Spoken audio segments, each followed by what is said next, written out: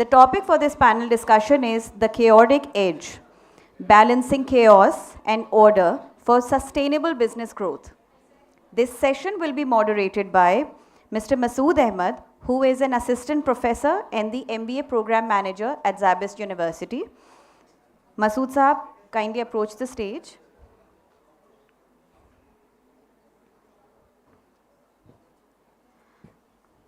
The panelists for this session are His Excellency Mr. Herman Hardynata bin Ahmad, Consul General of Malaysia. Could you please approach the stage?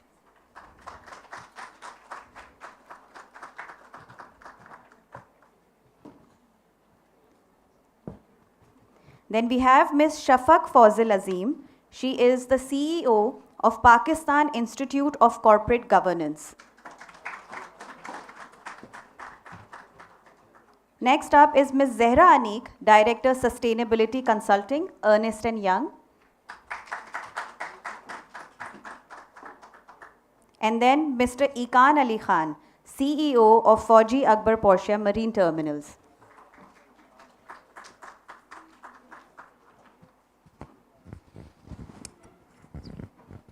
Assalamu alaikum, all of you, and panelists, thank you for joining this session of the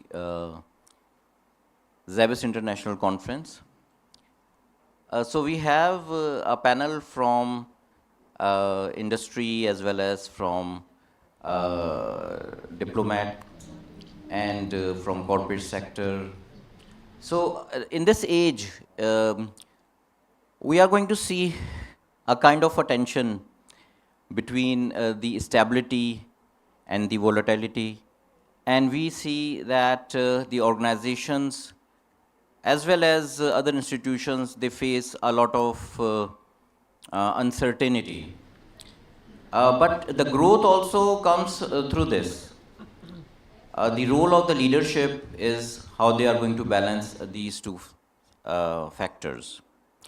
Now the topic which we have is the chaotic edge, where we are supposed to balance the chaos and order, and the objective is sustainable business growth. So without further ado, I would start the session. Our first panelist is His Excellency Consul General of Malaysia, Herman Hardynata bin Ahmad. So I would like to ask the first question from you, that how do you see the role of diplomacy in fostering relationship among countries, which inevitably lead to better economic coordination, better business growth? So if you could say some points related to this, please. Bismillahirrahmanirrahim. Assalamu alaikum. Good afternoon. Thank you, Mr. Masood. Okay. When I received your email, inviting me here, so the topic is about how business, could grow in this, especially in this period of time. And of course, diplomacy played a very, very vital role, especially during this time. Yeah.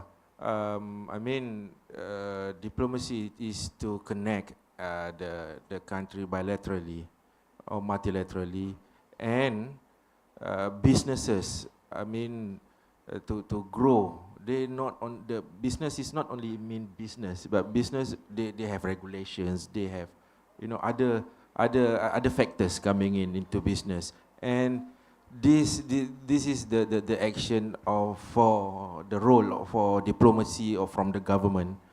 So for example, I could use, of course, the nearest example for me is on ASEAN. Yeah, ASEAN. We have before 2025 we have 10 nations. Now, and the latest one in October 2025 we have our latest member, Timor-Leste, becoming the 11th member of ASEAN, and they have really high hopes in joining ASEAN, that they can also participate in the organization. The organization of ASEAN it's not saying that it is perfect, but ASEAN, we always talk to each other, because ASEAN, between the 11 countries, we have, you know, diverse cultures, different religions, you know, the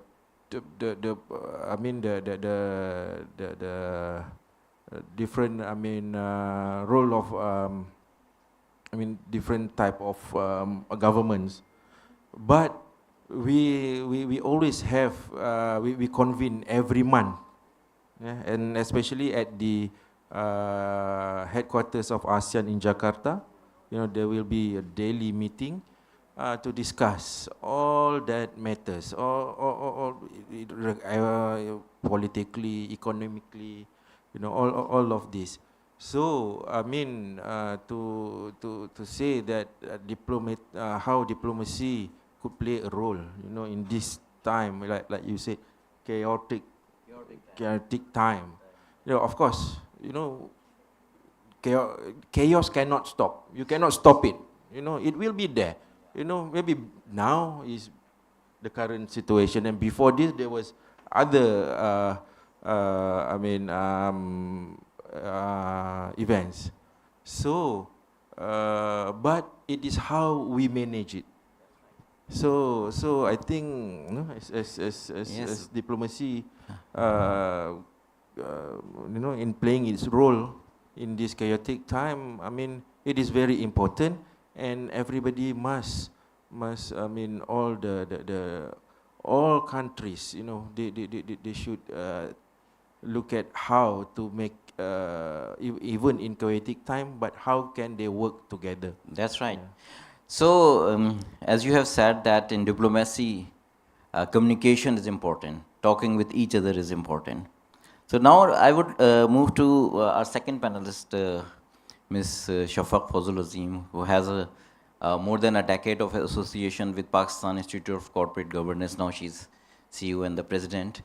So my first question is that if you could just tell us about the latest regulations which are taking place under PICG, in order how it is going to help the businesses. What is the main goals and the objectives which is going to, you know, further consolidate the position of the business? So I would like to hear that from you, please, for the benefit of our audiences. Yes. Right. So I think it's the first time where there's a topic like sustainability, where the regulators and Pakistan environment is at the same level as international.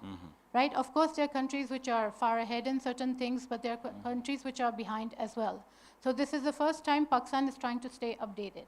And all the regulators are on board. SZABIST has been issuing guidelines for the last 4 or 5 years on sustainability, on staying abreast, on expanding the lens of business. Because in the past, it was all focused on, you know, profit. And right now, they're saying after, I think post-COVID, it was pushed further, because they realize there are many other considerations that have to be taken into play. And so SZABIST come out with their guidelines. The State Bank has issued their environmental and social risk management manual. So when they're giving out loans to people, they are considering environmental and social risks as well, and considering them in their loan decisions, right? And likewise, the stock exchange, they're developing a sustainability index, so that investors can invest in more responsible business. So literally all the regulators are on board. And in terms of actual regulation, the Code of Corporate Governance was updated. And they've added sustainability oversight and diversity, equity, inclusion oversight as a mandatory responsibility of the board. So it's not something that is going away. It's not something that's going to change. And just to keep in mind, there are a lot of other considerations, geopolitics, AI, all of this is not going anywhere. So the sooner everybody, you know, updates themselves in that respect, the better. Okay, thank you very much. Achha, moving to our third panelist, Ms. Zehra Aneek, who has been associated with, I think, sustainability even when people, they don't know what is the sustainability. I mean, it's almost 3 decades, I would say. Or maybe around 3 decades. Not 3 decades. 2 decades, yeah, 2007 onwards, yes.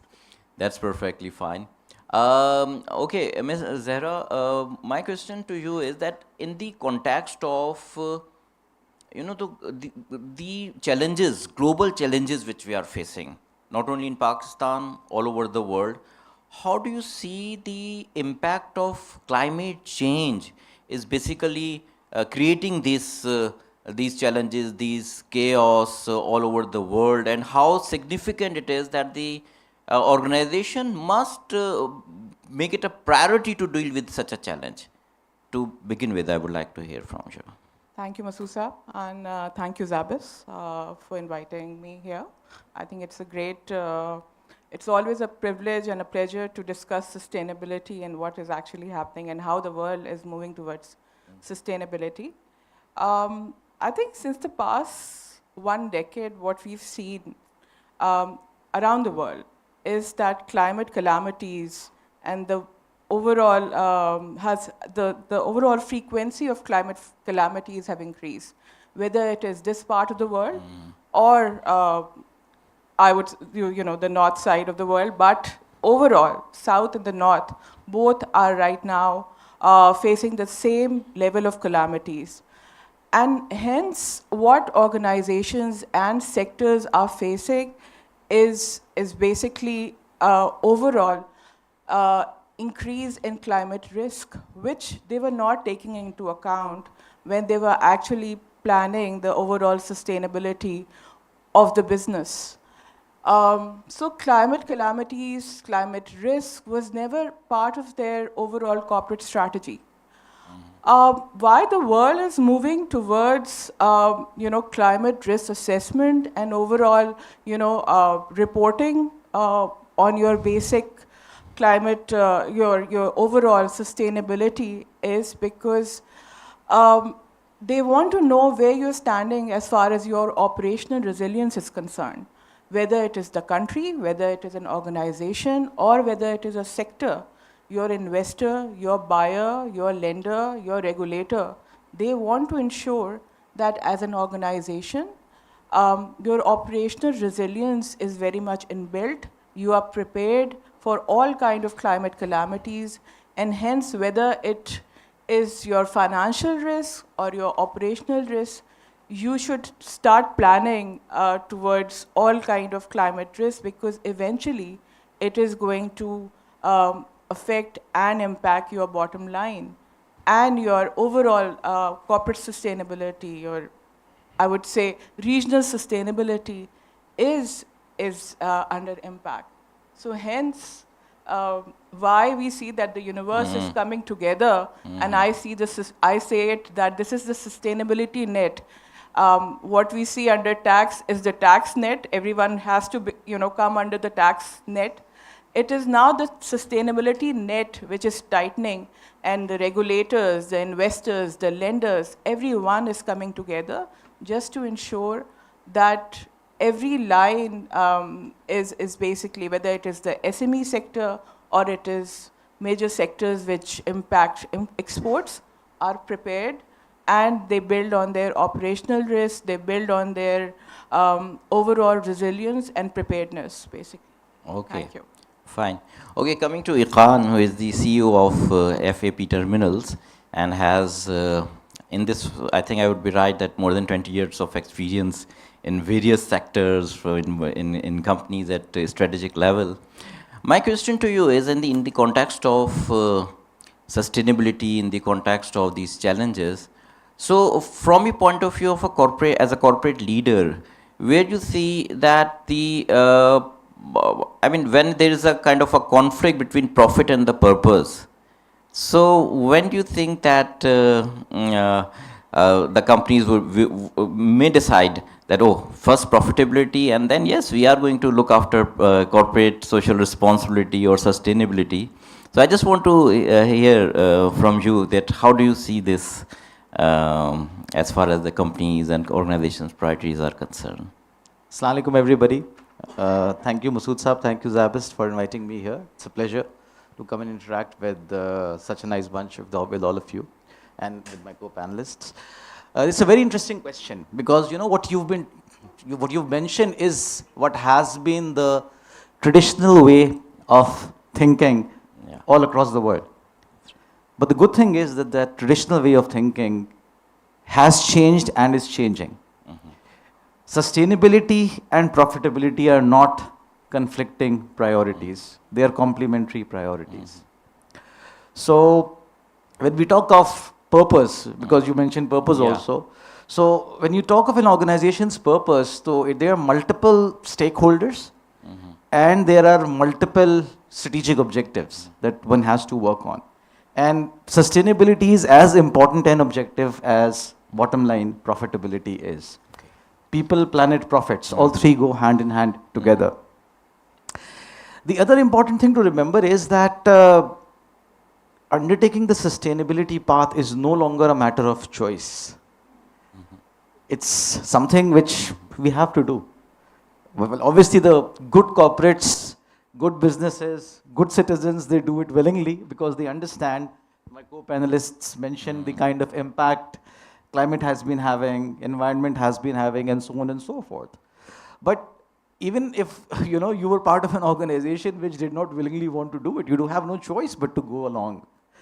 It started from the West, yes, and as usual, we were a bit slow in adapting to this, but it's very much there now. My fellow panelists talked about the regulations that are coming in. Yes, the very clear guidelines from SZCP. Right now, it's applicable to companies with a certain threshold, which is over 25 billion or whatever. But 2030 onwards, in a series way, all companies gradually have to come in where they have to disclose and report ESG. So ESG is a very, very important thing, and organizations need to focus and comply with it. And the other thing is, it actually helps you in improving your profitability if you look at it from a holistic long-term perspective. Yes, there might be some short-term costs that you have to incur, but it actually results in value creation. So brands which are more sustainable, consumers now have a preference for those brands, not just in the West, and even in Pakistan. You have a higher ability to sell. You can charge a premium on your pricing. You will not be able to export if you are not complying with whatever the sustainability and the ESG requirements are. Okay? That's right. Yeah. So, and it helps you create efficiencies, whether it's the solar, whether it's other such initiatives that one can take. So what we need to do as businesses, as corporates, as society at large is to take a holistic view where this is something which benefits us as individuals, it benefits us as businesses, and it benefits the world at large and makes it a better place. Okay, Khan, that's very nice to hear from a corporate person talking about that there's no conflict between profitability and purpose, and that's right, that the world is moving in this direction. All right, so my next question is to His Excellency Consul General of Malaysia. See, there is an approach that now if the relations between two countries are very good, they are cordial, so doing trade is also easy, prosperity, win-win situation. But if there are no two countries, even if they have very good relations, there are going to be areas where they may not be, agreeing. So how do you see that as a diplomat, how you are going to, push for business and people-to-people relations to go ahead, and that would give dividends even in these areas where then we can solve some, problems and the not major conflicts, also bring some more agreement. So where you are going to put first, resolve those conflicts before you go for, creating people-to-people contact or economic development. What is your say on this from your own experience as a diplomat of Malaysia? How do you say? Okay. Thank you for the questions. I'm not sure which country that we have. I'm trying to get I think at the moment now we do have an issue with one particular country. But it is mostly because of the new law that they have in their country that's saying that they cannot sell certain technology to other countries, or especially like Muslim countries. So, and initially they didn't have that. So, but our approach is through negotiation, and we discuss, and we ask, to be fair. They have to be fair. And for example, in terms of bilateral relations, like especially like, okay, since I'm here in Pakistan, so with Pakistan, how we maintain our bilateral relations? Of course, there are issues. For example, trade between Malaysia and Pakistan. Of course, the trade is leaning more towards Malaysia. We have because we export more to Pakistan. However, we have this JCM, we call it, the Joint Commission meeting every year, which will be held. Will be hosted alternately.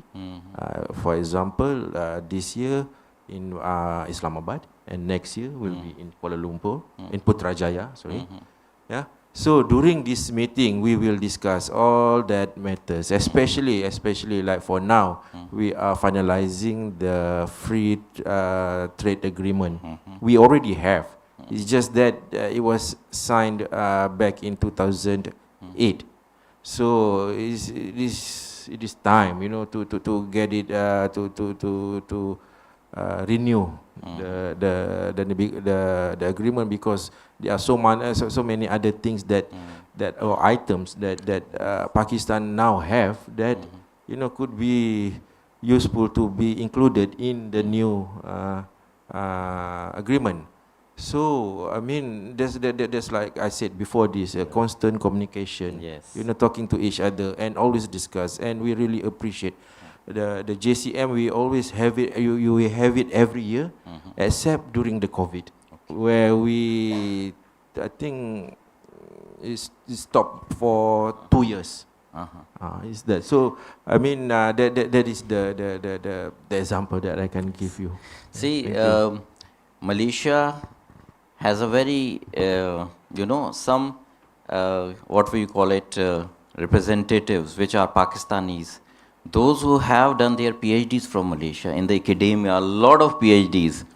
And you see, the thing is that has also created a very good will for Malaysia among the academia in Pakistan and the tourist destination. So already, you see, we have this cordial relationship. And doing business in this context is relatively very, very easy and fruitful.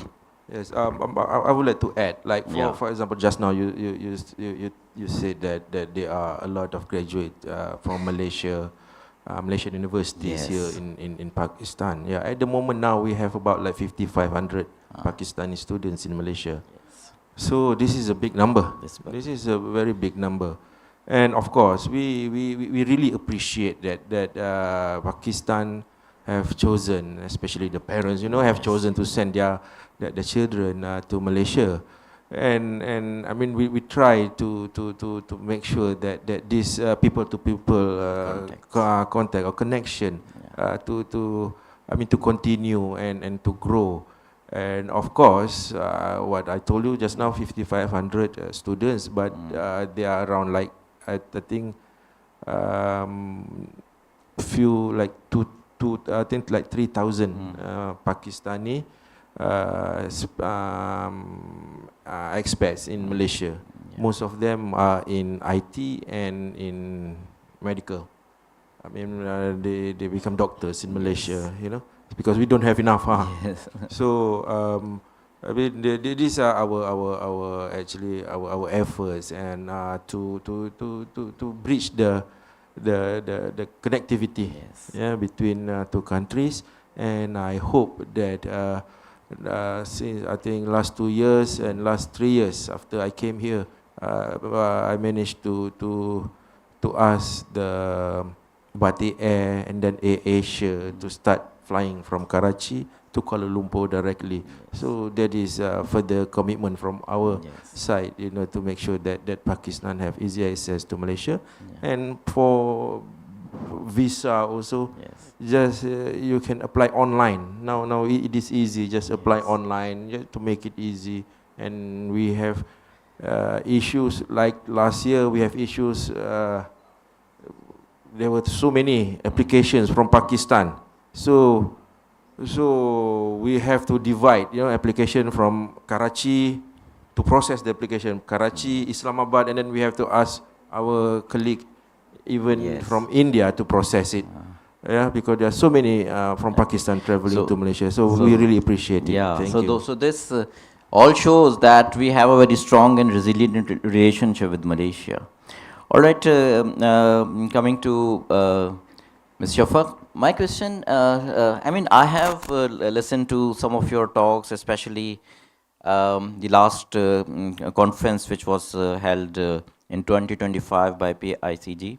So in that context, I would like to ask you that you have emphasized that sustainability must evolve from a compliance exercise to a boardroom priority. So what practical steps can board take to embed ESG considerations into strategic decision making? So how we are going to make it a strategic integral part of corporate world, please. So the ESG movement is an investor-based movement, right? It is there because investors are becoming more and more conscious that, like Zehra mentioned and the panelists mentioned, that it's a long-term consideration, that if they're investing in this business, is it resilient, right? So what boards can actually do is be aware first. They don't understand the benefit right now, even as we speak. They're doing it more for compliance or, because the regulator is saying it. But there's a lot of benefit that's going to come about because it's helping you expand your lens, like I said, of business. I'll give an example. If you, HBL.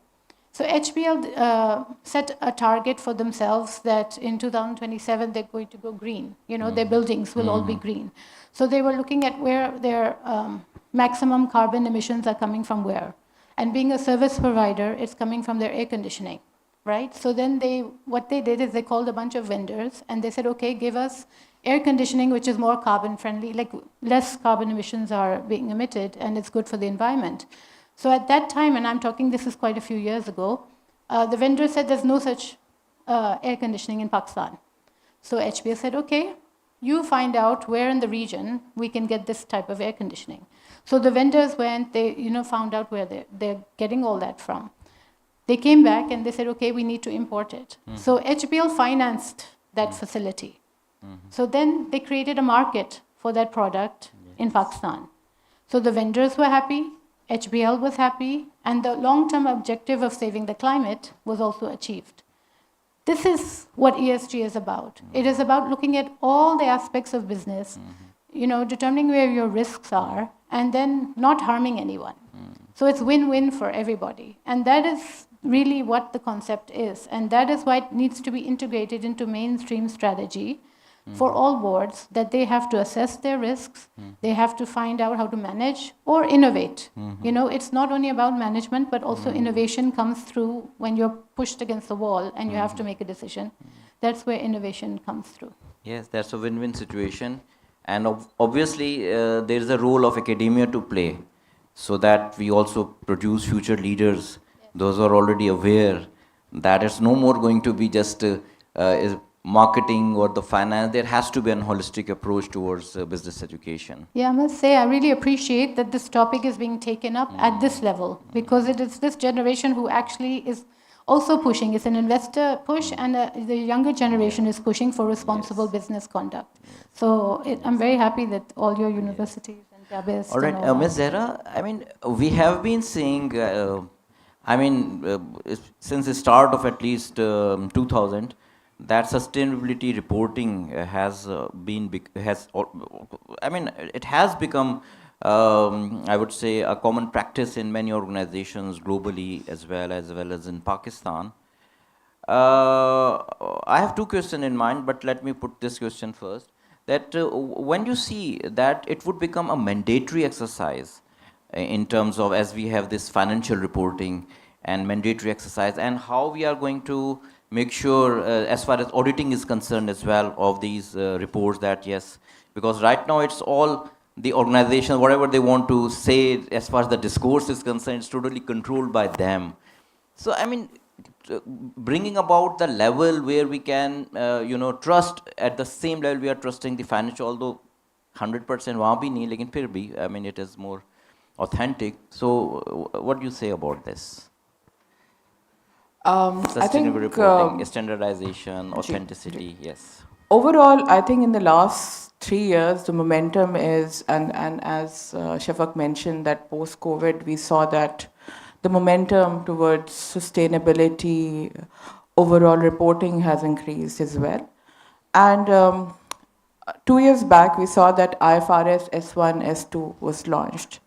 And with that, it was not progressive exercise that, first developed world will, adopt sustainability reporting as per IFRS. What we saw was that it was a global exercise. And Pakistan including, overall, the world is moving towards IFRS S1, S2, because the intent is to build a single baseline so that your impact, your country's impact, overall universal impact, global impact can be measured through one baseline. And hence what we saw last year in Pakistan as well, that SZABIST, PSX, the SBP, everyone has come together to make overall reporting mandatory, at least for listed organization. By 2027. We'll see all of them coming within the net, and they have to, as a mandatory requirement, they have to overall report. And this is going to be an audited report. So audit is also a part of the mandatory requirement. It has to be audited by a recognized body. So that part has been taken care of. What we also want to I want to emphasize on one aspect of it is that compliance, yes, is one aspect, and that is why the organizations are moving towards it.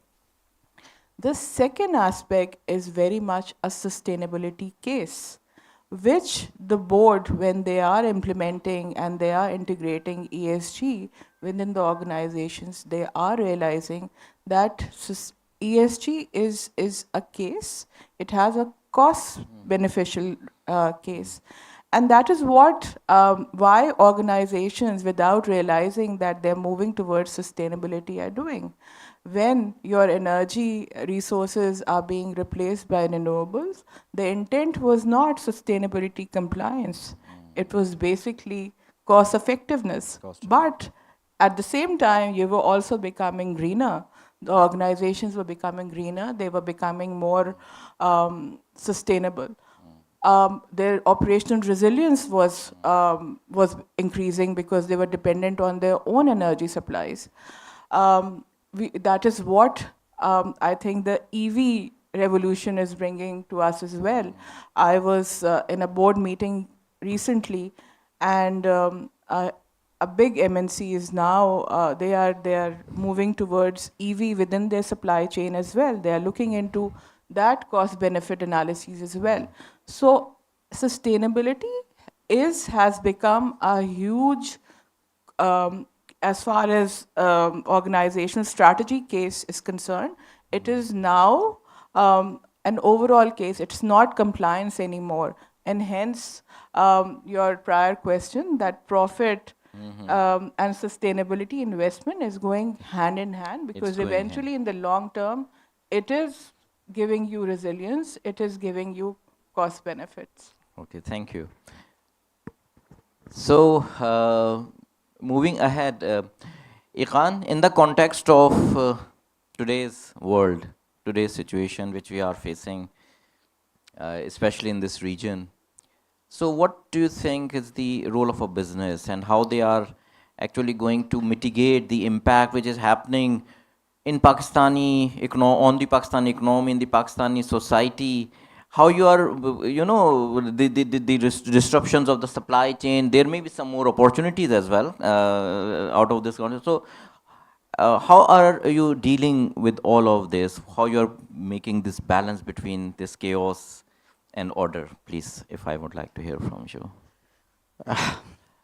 We unfortunately are living in very uncertain times. As His Excellency mentioned, chaos has been there, it is going to remain there. However, this particular period, I think, is particularly challenging because every day there is something new happening because of what is happening in our region. There is no new news coming in. So planning becomes difficult essentially. Now, talking about the impact that this is having and what can be done. So let's first try to understand some of the dynamic. Basically, global and regional context. Out of the total oil production that happens, a significant portion, around 1/4 of the total oil and related production comes from GCC countries. And most of it passes through the Strait of Hormuz, which is primarily impacted because of all that is happening here. The same is the case with gas, where around 11 to 12% of total gas supply, which is LNG, is from this region in terms of global trade. You talk of chemicals and petrochemicals, aside from oil, again, single-digit figures, but a significant number that comes in from this region. And finally, fertilizer, which is food. Around 1/4 again of global trade is happening through this region because they're one of the major suppliers. So when there are disruptions that happen in these commodities, what happens is that because of the uncertainty and one of the sources either goes away, or as they're trying to develop alternate routes through the Red Sea, but only a certain portion can go through that. Their price spikes, there are demand-supply imbalances, which creates lots of challenges for countries like us, which are hugely dependent on imports. Okay, we as a country, our total trade is around $92 billion US, and out of that, around $62 billion US is imports, and roughly half of it is export. So we are an import-based economy, unfortunately. So what it, and again, a lot of it is energy. Again, within the Pakistani context, energy, whether it is oil or related products or gas, is a very large chunk, and then there are fertilizer and others. So what this has done to us is that our cost of doing business has gone up, our inflation has gone up, our businesses are impacted, our consumer is impacted, and our economic growth is impacted. So one needs to look at strategic decision making, how to mitigate. And this is not just true for, the pure commodity side of it. Even if I talk of some of the other parts of the business in terms of global trade, so these Gulf ports, they have some of the largest ports located in this region, whether it is the Jebel Ali port in Dubai or the Dammam port, or the Abu Dhabi port, and so on and so forth. There are a total of around 900 million tons, TUs, which move annually across the world. And this is 20 equivalent tons. These are containerized term. And a significant chunk, again, goes through the Gulf. And it's not just a destination, it's a transshipment destination. So what that means is that while in global trade, it will have a certain percentage, in terms of a regional trade, it is very significant. So all the commodities that come to you, whether it's your luxury goods, it's your packaging material, so on and so forth, everything gets impacted. What we need to do is basically focus on a few things as a country and as businesses. If you talk of Pakistan, I think, first of all, in terms of securing our energy supply, we need to diversify our sources of supply. Yes, we are working with the Saudis and the others in terms of getting shipments from the Red Sea, and we've so far had a relatively better relationship, so not all our supply is disrupted, which is good. But we need to diversify. In the longer term, we need to build strategic energy reserves where we can have more storage. Unfortunately, we do not have enough storage space for some of these energy needs in our country. So those strategic reserves need to be built. We need to focus on indigenous resources in terms of our energy. And for example, we have two very large pools of assets available. One lying towards the Balochistan side, whereby we have all those minerals, which can be a huge export potential. On the other hand, on this side, instead, we have huge coal reserves.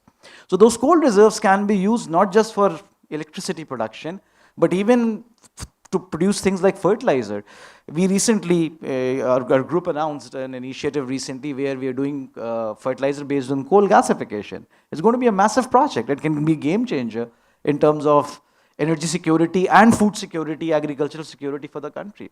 We need to improve our agricultural productivity also. Really mismanaged, a lot of room for improvement, you know. So we need to work on those areas. And again, in terms of businesses, you know, in these times, one needs to be very, very adaptable, be attuned with what's happening in the global markets, and be very quick in their decision making.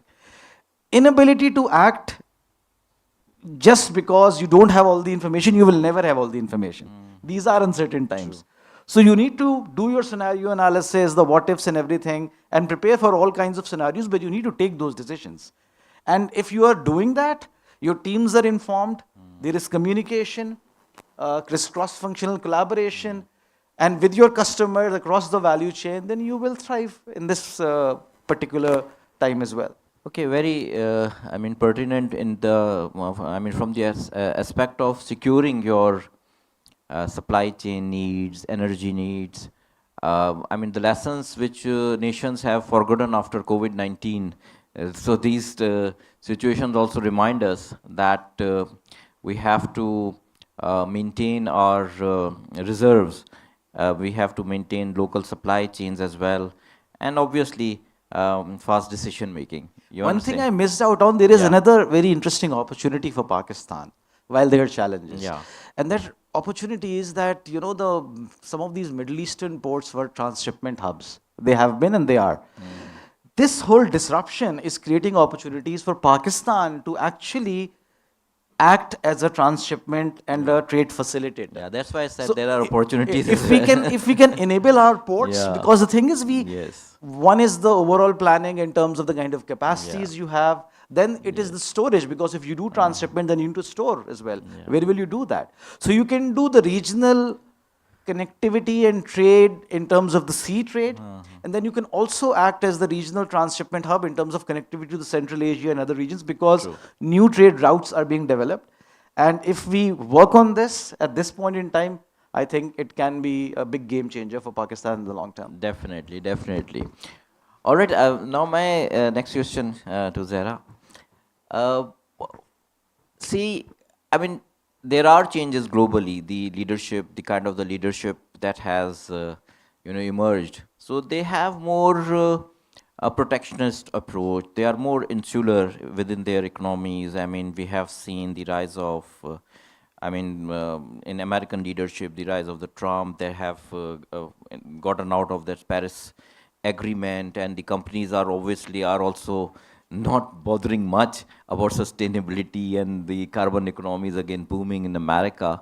So in the long run, how do you see that this sustainability movement is going to deal with this kind of a setback? SDGs have also gotten a bit of a setback in terms of their progress. So how do you see the future of sustainability movement? Will it remain if the European Union is strict on compliance, or on its own natural growth of this movement, regardless whatever leadership comes, because climate change is a reality? What do you see in the context of global changes? See, as I said earlier, that sustainability now is a business case. It's no more a compliance case. Whether, yes, we do see very opposite narratives coming from different regions. But what we also see is that companies within the same country are very much compliant, and they're very, very, I would say, conscious of their value chains as well. So Pakistan, as far as, I'll give you an example of the textile sector within Pakistan. Most of our buyers are within US and Europe. And as far as compliance is concerned, as far as buyers' focus and on sustainability is concerned, and sustainability-related issues are concerned, we see the same focus from both the regions. Even in USA? Yes, US and Europe. Europe perhaps is more, I would say, the focus has been longer, and they are more now they're like focusing on very specific things. But as far as overall sustainability compliance is concerned, overall the buyers within all regions are very much focused on sustainability, and hence the movement is coming, as we mentioned earlier. The movement is, yes, it is no doubt that at the country level it has to be aligned. But what we see is, because it is being pushed by the investors, it is being pushed by the financial institutions, it is pushed by the regulators in most of the countries. So hence, and also it is, at the end of the day, these are all business risks which we are talking about. So organizations are very much conscious of sustainability related risks, whether it is your reputational risk, whether it is your overall operational risk. They are very conscious of those risks, and hence they want to take into account all the risks, and eventually, as mentioned earlier, it will become part of the overall corporate strategy and countrywide strategy as well. We know that Paris Agreement has been signed by most of the nations, right? So True. that push is eventually going to come in. Yeah. All right, all right. Okay, Ms. Shafaq, my question relates to, I mean, you have also mentioned that we need the mindset shift among the leaders. So what challenges actually you see in order to bring about that change which helps the ESG integration among the business leaders? So right now they think of it as a cost, a simple cost. They're not seeing the benefit like we're mentioning, like Zehra's mentioning, So it's like, I like to think of it as like an IT transformation. When technology first came about, the progressive companies took on it, they'd invested in it. And now they're way ahead of the game. If you look at the leading companies are all technology based, right? It's the same thing. Whoever's going to pick it up, invest in it, and then they'll be leading the way. And you'll see a lot of the progressive companies in Pakistan, they're not waiting for the regulator.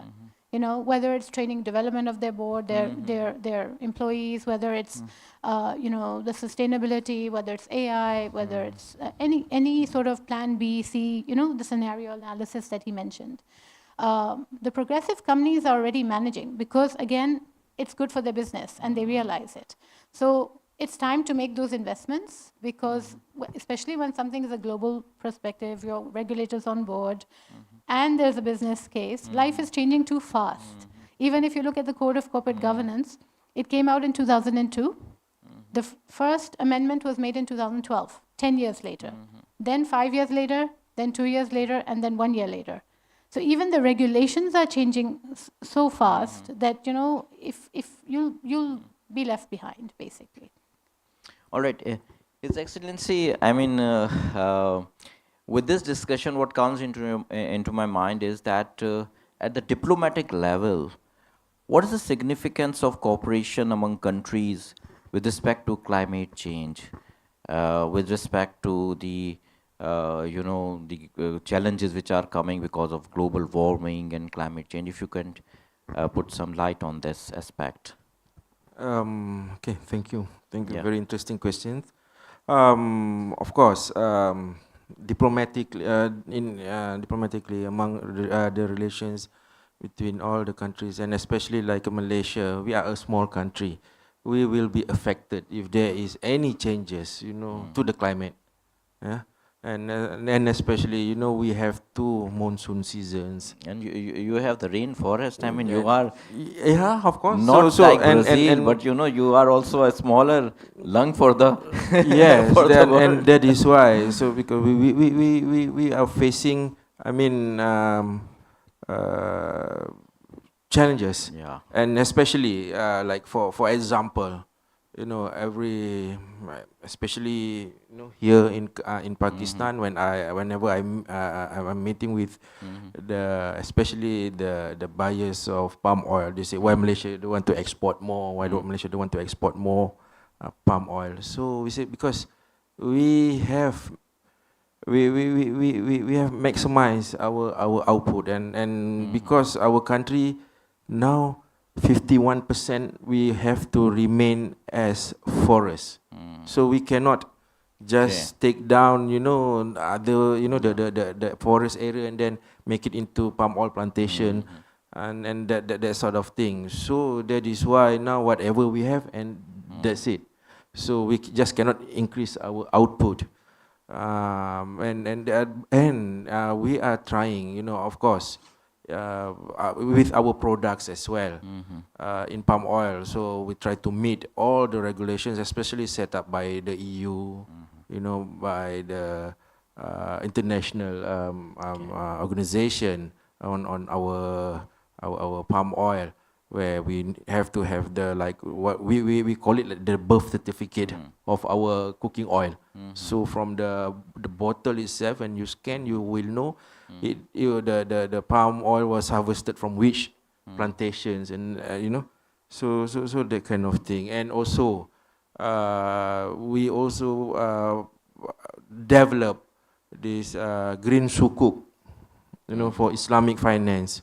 So we also develop green sukuk, whereby the fund in the sukuk, we use it to manage all the green projects in Malaysia at the moment. But now we are trying to, we are moving outside of Malaysia. Okay. So I mean, of course, because we are a small country, Malaysia is a small country, so sometimes we just cannot do, because our country, because we have to do more outside of the country, because we have maxed it out in Malaysia already. So that is why we really appreciate the relations that we have with other countries, and we have always been good in our relations with all the countries that we are working with, and that is why, I mean, in terms of products, not only on physical products, like I said just now, we have sukuk, green sukuk, and we have digital sukuk.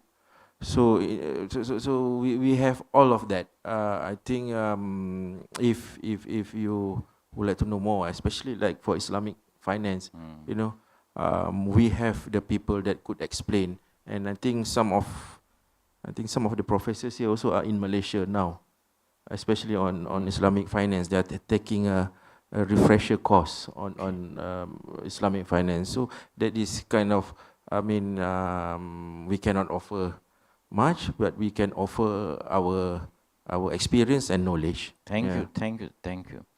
So now one question to both of you, Ms. Shafaq and Ms. Zehra. See, I mean, sustainability for more than 2 decades. I mean, it's although its history starts sustainable development 1987 and even before, but we are not seeing the real impact as far as the carbon emissions or reduction in carbon emissions or achieving the goal of net zero. Obviously, I'm not going to blame you two for that, but I just want to see that where we are missing. See, what we are seeing is that the growth of the sustainability reporting on one side and the carbon emission rise is also happening globally, and we have already missed that 1.5 degrees Celsius. We have to keep that below the pre-industrial average temperature. So is there something where we are actually not targeting, we are missing, there's a disconnect between the climate indexes and what we are doing at the macro level in the organization? What's your say on that? Yeah. So I feel there's no consolidated data collection, right? These reports are coming out, you're getting ad hoc bits and pieces. Everyone has to come together. The ministry is also working on this, but everyone has to come together to have a proper data collection system so that they can monitor, they can see where it's coming from. It's not advanced at all at this stage. We've just come out, the Ministry of Climate and the State Bank came out with the green taxonomy to understand what is green, what is not. So we're at that stage right now. Okay. I don't know if Zehra wants to add. Yeah, I think it is the data. It's a science, and it has to be integrated. over the last, I think, 5 years, what the kind of solar revolution Pakistan has gone through. We've seen urban landscape changing. When you compare maybe 3 years back Karachi's landscape versus today's, you'll see almost 70% solar integration, right?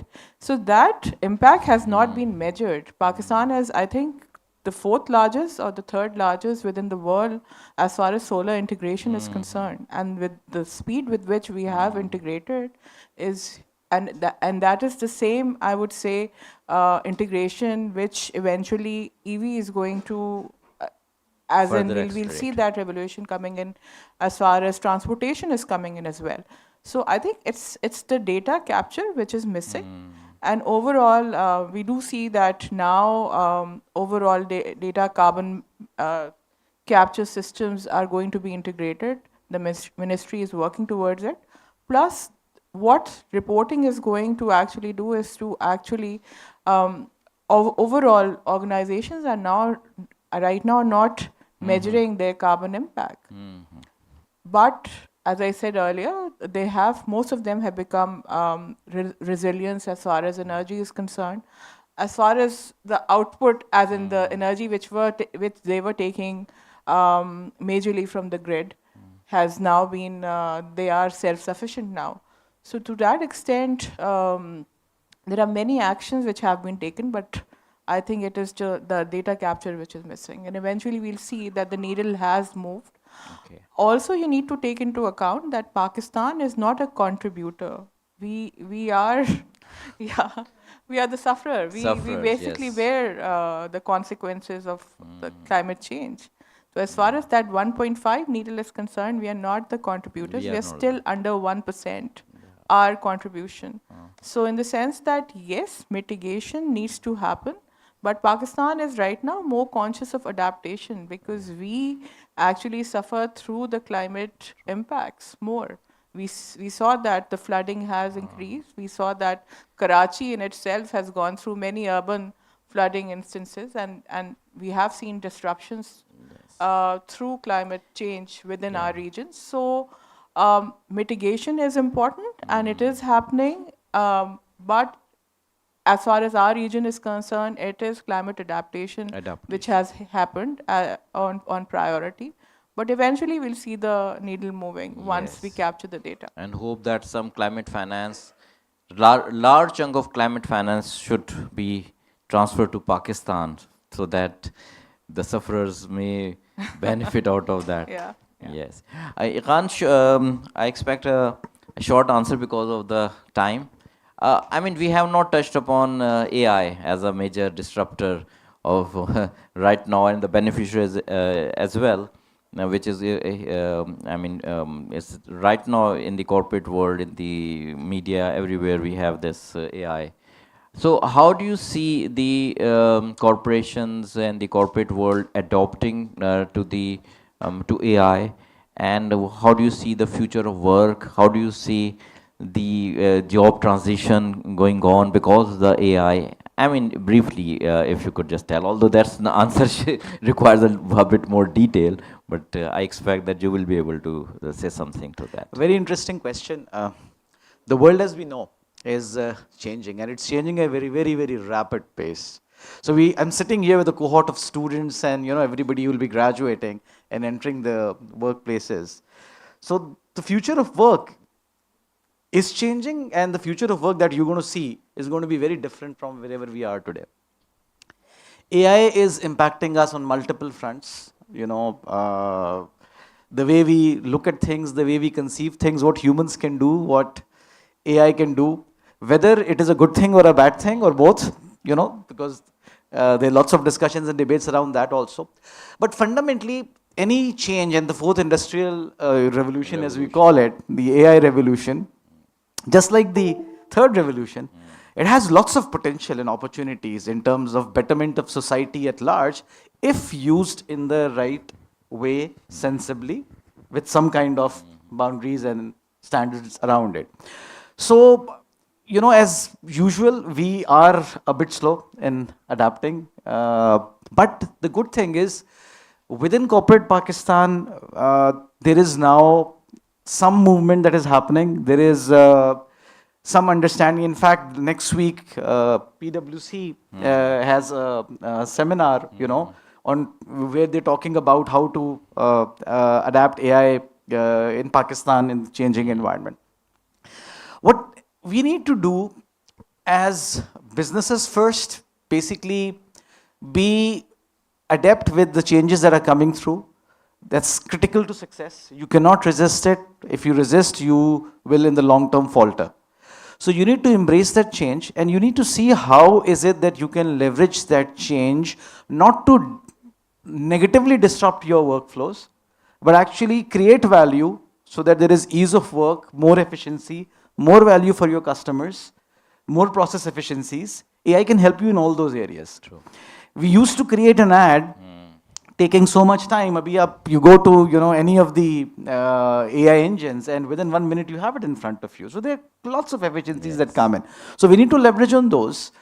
The students who are working and going into the workplace, you need to think about the future economy. So a lot of jobs that were there originally will unfortunately not be as relevant in the future as they are today. So again, if you are adept in terms of what is changes happening, because there will always be humans needed.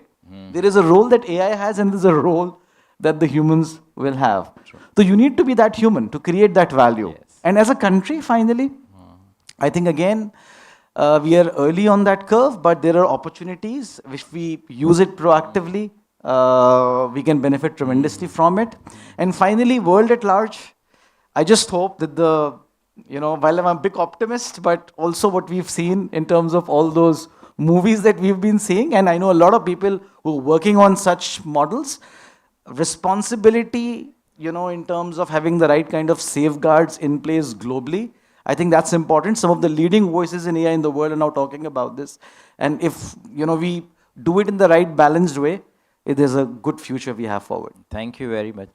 With this, we conclude our session.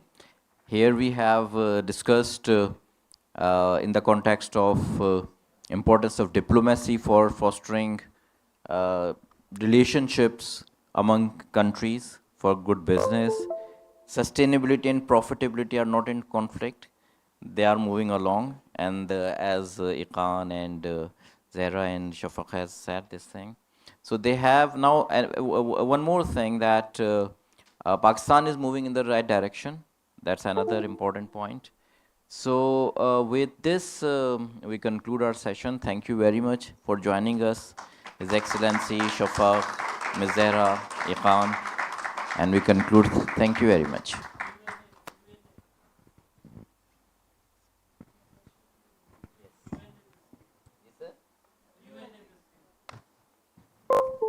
Do we have time for question and answer session right now? What's the time right now? Prayer time, sir. Say, I think because of the prayer shortage time, sir. Okay, thank you. Thank you so much, the panelist, Masood Sahab, for a very wonderful panel discussion. And we have had a very healthy exchange of conversations with our panel today. To acknowledge the efforts that have been shared over here, we would like to now conclude the panel and distribute the giveaways and shields to our respected panelists. For that, I'd like to invite Conference Chair and Dean of Faculty of Management Sciences, Dr. 𝗕𝗵𝗂𝗶 to the stage, please.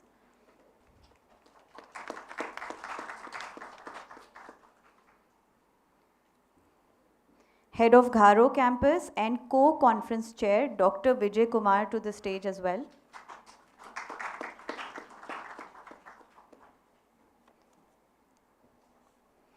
Dr. Javed Qureshi, Head of RTL. Could you also please join us on the stage?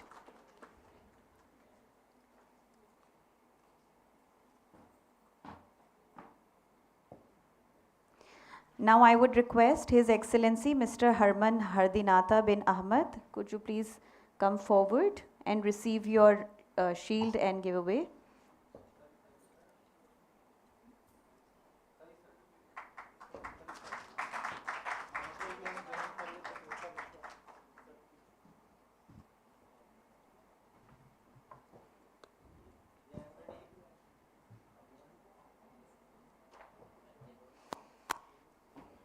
Ms. 𝗬𝗂𝗲 𝗂𝗵, HOD of Undergraduate Programs. HOD of Graduate Programs, Dr. Jameel Ahmed.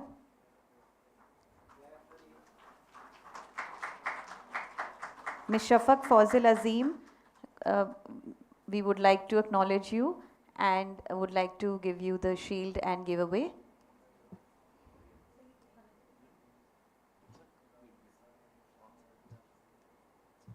नहीं.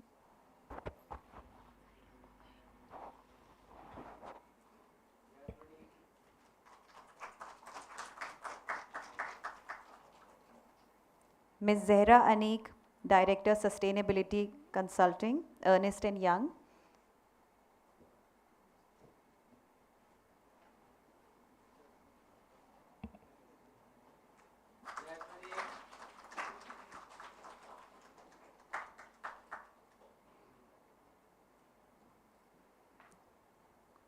And lastly, Mr. Eqan Ali Khan, CEO of Fauji Akbar Portia Marine Terminals.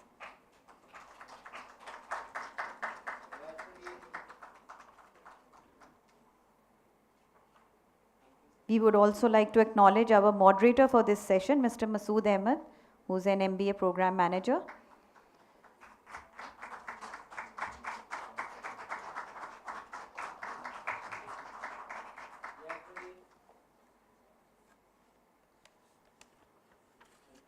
Thank you, everyone. You may take your seats. We are taking a break for prayers now, and the people on the stage, the guests on the stage, the internals on the stage, we would like you all to please stay back for a group photo.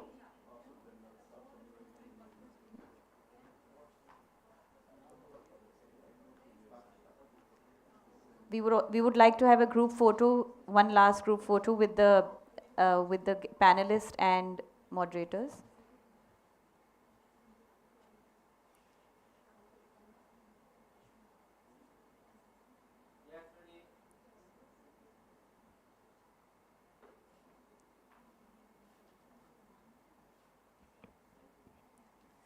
Now we are taking a break, and the prayers, this is going to be a prayer break till 2:30, and then we will reconnect at the 99 campus for lunch at 2:30 p.m.